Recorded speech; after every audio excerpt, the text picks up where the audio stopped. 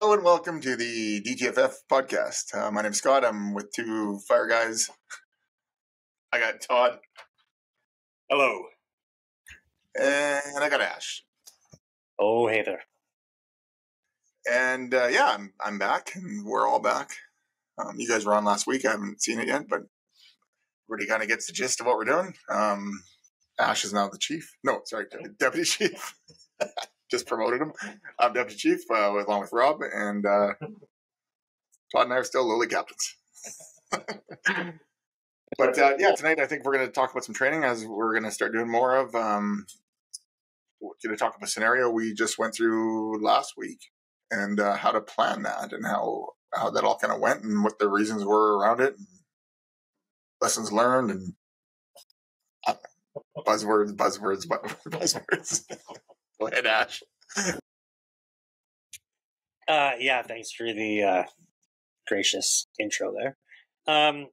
So Grant, who's been on this podcast before, he's the reason that we have a explicit lyric. He was working with me for the scenario, and it's kind of the end of the season. We may get another live burn, maybe, but we thought, hey, while the weather is still favorable before we really shift into wildfire prep, let's kind of send off the burn season with a bang. We've been doing a lot of safety officer oriented training. We've got some, at the time, some potential new leadership members that were stepping up. So we really wanted to try to kind of tick a lot of boxes in one scenario. So we went back and forth, and all right, like, how much can you really throw at him with one burn building? Like, well, all right, if we use the upper burn building, we can do this or that or this or that. There's upper level, bottom level. All right, we can have a fire here. All right, now if we use the other lower burn building, all right, maybe we can have a fire and we can have a patient trapped. And all right, well, what if we use the building that Kevin used for seminar? Fuck it, let's light everything up. So that's what we kind of landed on. And we ended up paging out the team to the training grounds. And we stated we weren't trying to pull the wool over and like, oh, it's a nice residential neighborhood. Nope. I came in as somebody looking across from their residence at our training facility, saying that they can see some smoke coming. They've seen lights in the area for the past couple nights, but no like fire truck lights, just like weird headlamps or whatever. And now they see smoke. So basically kids are in there messing around. There's somebody's in there messing around. So Rob was the duty officer, so he was going direct. I was being dispatched. I'm like, you looking for a full page, or you want to go check this out? He's like, nope, let's go with a full page. I'm like, perfect. So Rob went over there. And when Rob got on scene, I gave him the rundown. I said, okay, man, this is what you see. You are at the training grounds. Everything is live. Because usually we'll say, okay, you can't use this one hydrant. You can't use this door. I'm like, everything is live as you see it. As you were pulling in, you saw there was 2 kids that were running out of here. And they're like, yeah, I know, like my buddy, there was like 5 of us. And I mean, sorry, man, like, And then they just scattered. And they went and ran off into the orchard. So he's thinking, okay, I've got some patience. I've got multiple buildings on fire. He actually didn't notice the 3rd building was on fire. He saw 2 of them right away. And then the smoke started to billow out of the 3rd one as he was doing his kind of scene size up. So that's what they initially arrived to. He ended up bringing, he brought our in-house safety officer. He looks after all of our like in-house like health and safety stuff, and he's trained up for a safety officer in the field as well. But we obviously can't be reliant on one guy, so we've all taken that role. But he was here, and he was active, so he showed up, and they were kind of that one combined team. So they start walking around. They do their 360 as best as they could. they're checking vehicles, looking for patients. They're looking for hazards. Did a really nice job there. And then once they kind of got a bit of a lay of the land, they pulled themselves back to the officer truck and started to set up shop. And all of the apparatus started to roll in, and they had to divert one truck down to the bottom. Second truck was able to look after two of the buildings. He got them to stretch hose lines. We did hide 2 patients on them. So out of the 3 buildings, there was 2 patients. And we didn't get any extra clues that there was potential patients missing. We did say that there was like 5 of them running around. 2 of them they met when they were arriving. And then we ended up giving some more clues as the scenario started to evolve. But that's kind of how we built it, and we can dive into more, but Todd's got a question. Question with the water supply. So did you guys just have the one truck initially take the hydrant, and the other one was independent and needed tenders, or did both tie off of hydrants, or what? Because I'm trying to remember, there's just one hydrant or 2? No, we have 2 hydrants. We actually just plumbed in our second, which is live now. So engine 1 tied into the new hydrant, laid into that. So they were dialed up for water. The second engine, as it was arriving, our first hydrant's like kind of a pain in the ass distance away. And Rob had him pull straight up. And we had to keep people busy. So he ended up getting water tender with a couple guys on it, just to keep people active in our scenario. And like, because it's the training grounds, because they're sea cans, like, you're not trying to pretend like you need all this water. They know what they have for fire. It's going to be a pallet fire. We weren't trying to say like, all right, this is a 2-story structure and I'm going to need all of this extra water supply. No, you have what you have.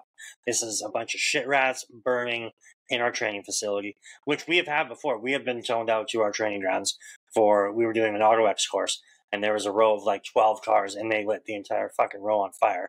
And we got toned down there to go and put out all of our training cars. So it's not out of the ordinary for something like this to happen. And people squat in burn cans and burn buildings in the past as well. That's happened at seminar for like real life. Yeah. Well, yeah. Like, so this is, I mean, hopefully we don't have too many squatters, but all of this is very, very real, realistic stuff. It's still kind of chilly at nighttime, as you can see. Todd and myself a little bit less. I mean, we're all looking a little bit healthy with the sun. Very sunny. Todd got all of the sun. Yeah. Well, when he walked in, he had the old raccoon eyes, pretty heavy. I think he still has them, actually. Pretty prevalent. Yeah, it's pretty easy to see. So the second truck did get some water tender support. And they were stretching multiple lines to look after 2 different buildings. And we had a team that set up RIT, because even though we were going into our own burn buildings, I mean, we don't know what these guys were up to in them. I mean, they could have all sorts of shit in there. We only burn pallets, but if they're shit rats and they're doing whatever they have to do, they could have fuel in there, they could have whatever in there. So you don't know. And if you're going into an unknown environment, you want to have RIT set up 100%. So yeah, the guys did really, really well. They kind of hit every box that you were hopeful that they would hit.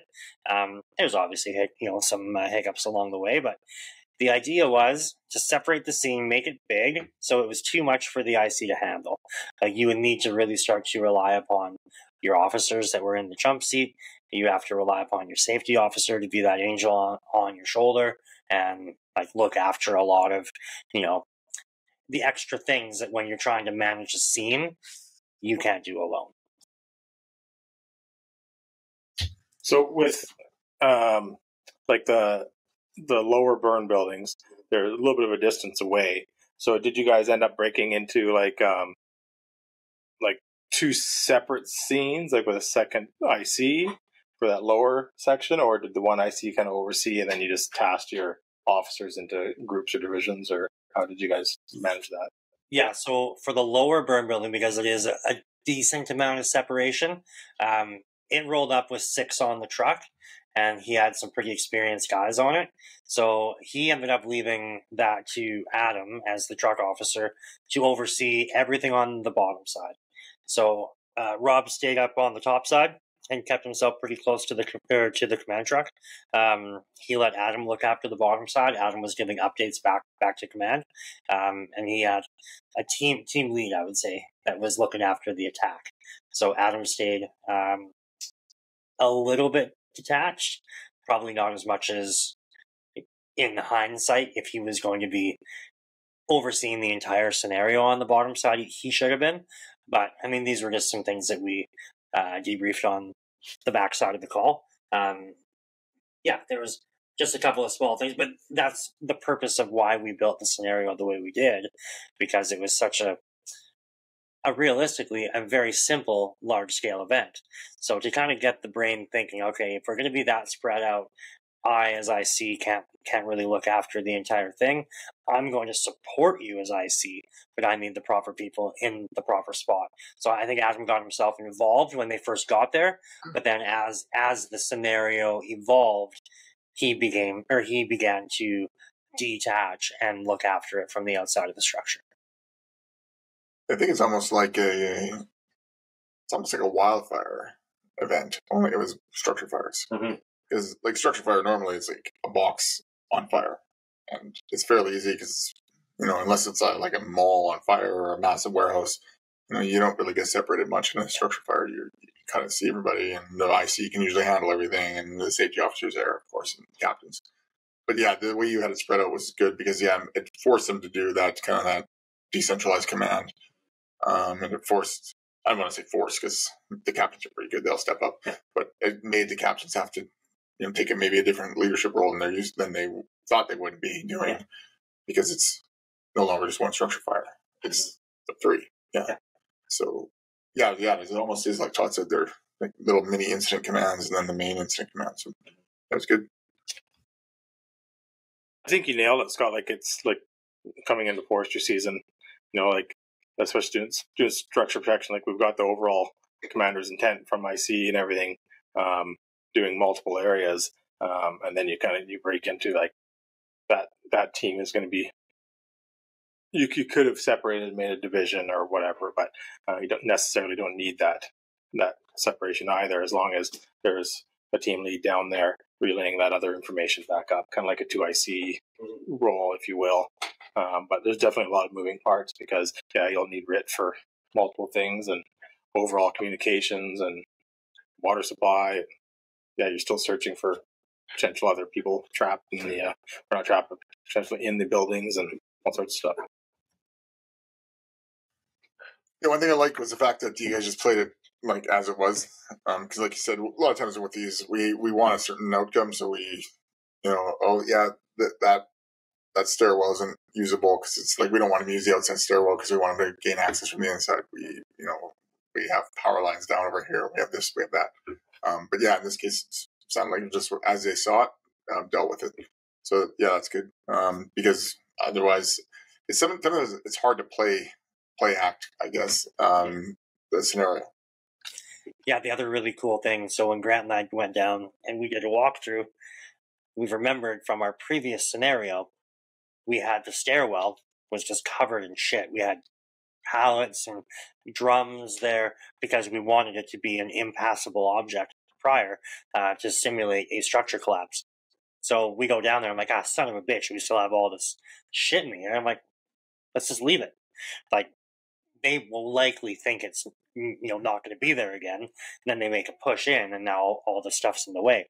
So what's funny, the guys know that we're assholes when we build out these scenarios, and like when I say assholes, like they know we're trying to make them think, like not trick them. That's not the word, but we're trying to make them think. So they're always wondering, like, what's the curveball or like what's the anomaly that we're trying to think a little outside of the box, but still something that you could potentially anticipate on a real scene. So we're calling that there was 5 people that were there. 2 of them ran off. Kind of halfway through their search, I said, hey, we got an update from BCEHS. One of their cars picked up a heavily burnt patient on the south side of our area. So they have to be coming back from a different call, and they see this guy staggering, and they picked him up on the side of the road, heavily burned. And he's saying, like, I'm missing my 3 friends, or no, I'm missing my 4 friends. So, okay, he's 1. They saw 2 of them. Okay, now there's still 2 unaccounted patients, right? So Rob picks up on that, and he walks over to me. He's like, hey, so I'm counting 2, right? I'm like, I mean, if I was doing math, that's not a bad number to land on, right? So in his mind, he's thinking, I got to find 2 people. And Adam's crew on the bottom found theirs too sweet. Like, they went in, they made a push, they called the left-hand search, got to a door, breached the door, so we got to fix that. Like on the inside of the structure, yeah, which is fine. It says it wasn't hard to breach, so they're doing a quick primary, and now he's in there popping the door because it popped really easily. And on the debrief, we're like, primary search, if you find the locked door, most times you leave it locked. He's like, but it popped so easy. We're like, well, yeah, obviously, it's like one little screw that's holding it shut for the purpose of seminar or whatever it was, right? And he's like, oh, yeah, no, I know. But that was a bit of a, talk and learning point. But they went in, they searched, they grabbed the patient right away. And then Rob's like, okay, perfect. And like one thing that like I quote got Rob on to make him think more is once they handed the patient over, I'm like, hey, perfect. Patient is with BCEHS. And he's like, he gives the update to dispatch, and then dispatch says, okay, copy, patient is leaving with BCEHS. And now they continue to search for the next patient, and there's no car arriving back. So we now no longer have BCEHS on scene. So I gave him a couple of breadcrumbs along the way. And I didn't want him to be like, okay, now we have a patient outside with no EHS here. So as they were getting closer to finding the second patient, I was like, Oliver, command from dispatch. Yeah, go ahead. I'm like, we have EHS clearing from the hospital. Would you like them back? And he's like, yes, please. We are still potentially searching for a second patient, and we wouldn't mind them here for rehab. So he made the right choices along the way, which is really good. But the funny thing is, and I mean, this is going to happen, the second patient was in the building that they searched first, and because it's a CCAN, they made a push in, they knocked back the fire, they did their primary, and they knocked it down, but then they're like, hey, like, let's go deal with a bigger threat. There was like 0 threat. So they pulled back out, and they didn't fully extinguish the fire because, again, it's a CCAN, and they're looking for life. But we had the patient sitting on top of a barrel, and when the door opened, it blocked the patient. So they actually pushed in, they searched, they did the quick feel around on the floor, missed the patient, and they are searching this shit out of the upper burn building. Rob's got crews going, like doing a perimeter. They got a thermal camera in the field. And I'm like, man, I'm not going to tell you where the guy is, but you have had people inches from them. And he's like, okay, like, man, like, where the hell would they be? And so they kept searching. I'm like, almost right away you had people. Also, I'll tell you, you still have fire in that burn building. I would probably go back to that burn building. He's like, okay. So they made the push back in. Because, I mean, like, you don't want to see guys suffer. He was being crazy thorough. Like, it was a bit of a cheeky spot. But, yeah, the team pushed back in. They started to attack the fire, and they found the second patient once they went back in. So all in all, it was really, really good. The guys, I find, are doing a really good job on the debrief now, like where people are being critical of their own actions. Like, we don't need to say much anymore. Like, guys would be like, oh yeah, like, I know I missed this. I should have done this. Like, where they might miss it in the action, on the after action debrief, they're realizing it. So I think like those learning moments are really, really important. Yeah, I think that the first thing that we do, whether we're doing that as we call it now, but it's kind of ingrained now. So you give 2 good things that someone did, then you give yourself And I'm like, I should have did this.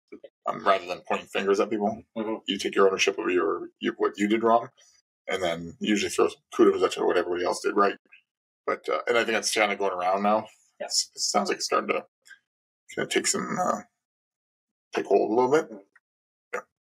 Yeah, I think just going back, it's hard when we're, like you said, simulating these training events, especially when CCAN, and you tell everybody, hey, it's our CCANs. We're not doing anything crazy, because we get so used to how we train in them. So it's easy to get focused on different tasks, how they kind of did. Whereas if you would have said, hey, this is a house, they would have gone in there, they would have done, searched up and down and around, probably a lot more thorough. But because they're so minded that it's just our CCAN, that's how you can do those easy slips. But it's super good hearing that everybody is in that post debrief is self accountable for those actions, because that's the best way we learn. And having that environment to step up and say, hey, I made a mistake, I could have done this better, is huge. It just puts so much self accountability with all the members, and the whole team is going to grow substantially from it. And actually, I just want to go back to the ambulance thing. That was a real good challenge that you threw out there as well.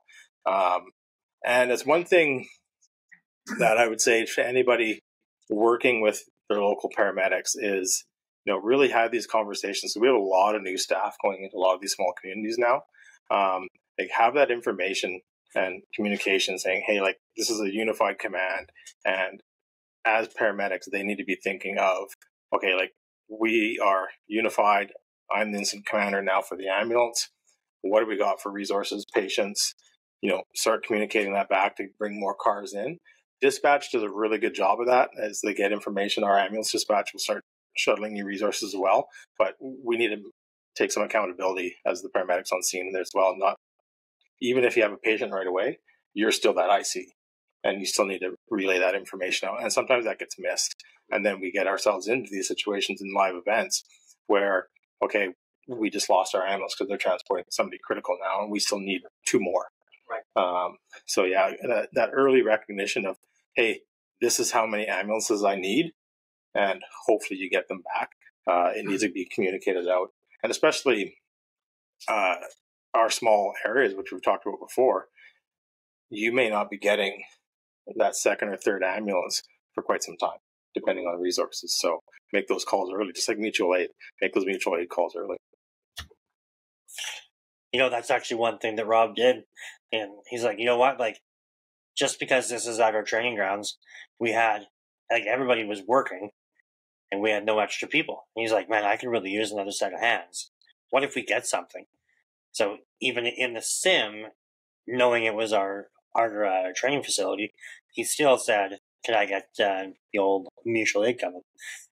So obviously he didn't want it for the scenario, but just to get that in your mind, that's a box I would like to check as I'm dropping down my list. He looked around, he knew that Scott had a crew out, our rookies were out doing work, so he had what he had.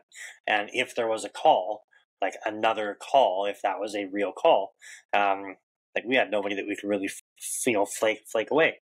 So let's make that call early, and let's ask for some extra help coming, even if it's just for standby, which I think we're trying to get away from standby. Get them on scene and send our guys back for standby. They've already been out there working. Let's get the guys that have blown through a tank or two, let's get them back, and they can stay on scene, but let's just get them, doff off their gear. Let's make sure that the truck's full of air, the hose is wrapped, and then bring in those fresh crew to go out there and work. So it was sweet to see that he was thinking about that. And I will give props to the guys. When they pulled the patient out of the second building, they got out to a safe working area, got their gear, peeled back off, started to do an assessment. One of the guys came ripping over, asking for all of our med gear, which I'm like, no, don't pilfer this off of the bush truck. This is just a dummy, and we're training, but talk through it. We had Matt there, so he was kind of oversight. So they did a brief amount of work kind of away by the building, but nowhere near where the ambulance crew would it ever end up being. So they did come over, they grabbed the clam, got the patient loaded up on the clamshell, and then walked him over to where the ambulance would be, and then gave a bit of a handoff. Just knowing that, let's get him out of the hot zone. Let's do an assessment. Let's see what we have to do. Are they breathing? Do we have to, what do we need to do? And then let's move them over towards the ambulance as quick as possible. That worked out really, really well. Yeah, that whole when mutual aid comes, unless we're like really on the edge of our fire district, I hate that stand by the whole thing because no one wants to come and stand by your hall. Yeah. Like, I don't want to stand by my hall. Why would you ask someone else to come do it? So yeah, I'm a big fan of just having to come to the scene, unless it's like when we had the big fire. We're pretty deep into the woods there, and we needed a second. Like we had Todd come and help us with his crew, but then we had another crew come and assist us at our hall. That's about the only time I really want people to come stand by at our hall. So yeah. So I guess wrapping up the scenario. So kind of some pointers for people that want to run big scenarios. We do them monthly. We try to do a scenario monthly. Some are big, some are smaller. But I think the biggest thing is I think we've said this before, don't get mad when the guys aren't doing what you thought that they're going to do, because your plan is going to fall apart. If you want to have them exactly do what you want them to do, don't rely on it, because you shouldn't ever want them to do that. You should have a loose idea what you want to see, but you really shouldn't be guiding them so much that they'll just follow what you're doing, because then that's just training. You want to see how they react under the pressure. So you kind of throw the scenario out there. They may follow what you want them to do, or it may show you something totally different. And I think that's important to know, because I've talked to other training officers. They get frustrated because, the scenario didn't go as I had it planned. I'm like, well, what was your plan? Well, I wanted this to happen, and then I wanted that to happen, and then I wanted. I'm like, it's not a movie script. Like, you're not writing a script. You're writing like you're doing a scenario where, and anything can happen, literally. So, to have your objectives, right, through the scenario, and how they achieve those objectives. You're hoping, if it's an order, you want them to be achieved. You're hoping that order is going to be established. But there's, like anything in the fire service, the tool in the toolbox. It's how are you going to get that one objective done? Was it done correctly, safely? Could have been done differently? Yes. But was it wrong? No. As long as you're achieving them safely and in a timely manner, like you said, like that's what we're looking for. But I mean, I do that as well. As I'll get focused in on an event. It's like, I didn't want them to throw the ladder there. I wanted it to be on this side, and have my plan. But it doesn't work out that way. But when you step back and think about the bigger picture, everything checks the boxes and they get her done. So it's a good point. Okay, I think we can wrap up. Shout outs. Ash, Modus. Yeah, Modus, claim to fame, like we always say, is their snagger tool. But they've also got a ton of other stuff. Force entry gear, passive entry. They've got their textiles. I think we're using their one bag as a hydrant kit. You guys are using it for your high-rise kit. And our Auto X as well. We've got some of their bags with our Rescue 42 equipment as well. They're a perfect bag for all of our chains and adapters. So, yeah, they got their X gloves. Todd's rocking the radio pouch and strap, version 2.0. We've been rocking 1.0 for the best bit. So a couple changes and upgrades. I think they're pretty damn close to releasing it, so that's exciting. So check them out on their socials. If you like what you see there, DTFF 5 gets a 5% off. Stop the bleed. Stop the bleeding. Very important. 3 major methods of massive hemorrhage control: tourniquet application, direct pressure, and wound packing. Make sure you have a good tourniquet, not one off a wish, and make sure it is out of the plastic wrapper. I don't know how many times we got our ambulance back from deep clean and the tourniquets are back in plastic wrapper. It drives me nuts. I rip them out right away. Make sure they're accessible. Have one on you. We talk about in our bunker gear as well. Forestry season coming up. I have one on my chest rig. You just make sure they're there. Go to stopthebleed.com or .org to find out if there's any courses near you, if you want to become an instructor, and you can check out our YouTubes as well. We've got some video content on that, and how to make some wound packing devices and do all the course content. Ash, Wolf Tree Coffee.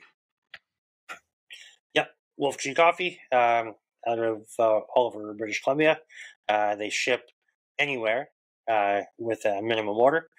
We are quite partial to the initial attack blend. They have multiple blends that are available, but we really like the initial attack because we came up with it. They sat down with us when we did seminar, came up with a nice medium dark roast. It's amazing. Support the hell out of them. They're a small town, two-person business, and they're supporting the emergency services, and with the initial attack blend, $2 from every pound sold is donated to the Honor House Society and the Honor Ranch. So that's a cause that we definitely back. So check them out on their socials. Order up a pound or two. Have it shipped out if you're not in the area. And Todd, Tanner Olson Band. Tanner Olson Band, West Coast Canada, I guess more so now Nashville. They've been down there for a while. Check them out on all the listening platforms as well. They're fantastic. We've had them up here. They played for the seminar. Put on one hell of a show. They're a really great band. Scott, have you heard? Are they up to anything new down there? They're making quite a few new songs down in Nashville. Yeah, there's a countdown for something happening. Not entirely sure what it is. Something's happening. I think I'm going to see them in Nashville in June or something. So hopefully by then the countdown will be over and whatever's happening is going to happen. Yeah, they got a new song that came out in January. Call It Fate. January 19th, 24. Actually, I haven't heard it yet. It's a collaboration with MC40. Sounds like gangster rap. What was that? E40? I don't know. I'm showing my age. Yeah, that's what's showing your age. You're thinking of the old E 40 pounder, maybe. No, I'm pretty sure Tupac rapped with the guy. I don't know. E40. No? West Coast? No. Just give the fox a ball. Scott is so white. He's talking about gangster rap, and he's talking Live long and prosper. I think figure don't do the other thing. I think that's the opposite of what gangster rap wants. They do not want people to live long. Well, Ash threw out the shocker symbol the last podcast. So what was that for? Was that East Side? I was trying to say East Side for my hall on the East Side of town. Well, that's the E. Is it? If it's not connected, it is. But so clearly, we still go off the rails. So, anyways, what are we at? Lastly, us. You can find us here on this platform and some other ones. We're on Facebook. We're on Instagram. We are on TikTok. Are we on X? Twitter X? No. So Jock was calling it now Twitter X. It sounds cool. We're not in there. No. No, I mean, we could be if people want us to be, but we have somebody that manages that, so we could just ask to be on there. But I don't know. Does anybody use Twitter X? I don't know what the fuck that is. Well, it's Twitter. Twitter. But they changed it to Twitter, but they changed it to X. Yeah, So that's Twitter X. Yeah. Anyways, you can find us on those platforms. You obviously found us on this one. Check us out on YouTube. We have videos on there. Give us a like and a follow and a share and a thumbs up and a subscribe and a bunch of other things. Yeah. Anyways, any more, fellas? Shirts. Go into our Facebook site for the link for our shirts, DTFF store .com, I believe it is. That's not even close. No? But there is a link pinned on our Facebook page. Like for the past year, Todd's been throwing out this DTFF store.com/gov, and like it's nowhere on there. I think it's an email. Yeah, email us. We'll send you a shirt. We'll sell you a shirt. Anyways, if you want our moose shirt, they're awesome moose shirts. There's a lot of traction with them. We think they're pretty cool. So, and then also we're working on some hats as well and stuff coming up. So stay tuned. Perfect. All right. Good night. Good night, everyone. Thank you. Yeah, good. Todd. Have a good night. Stay safe. Stay DTFF. Good night.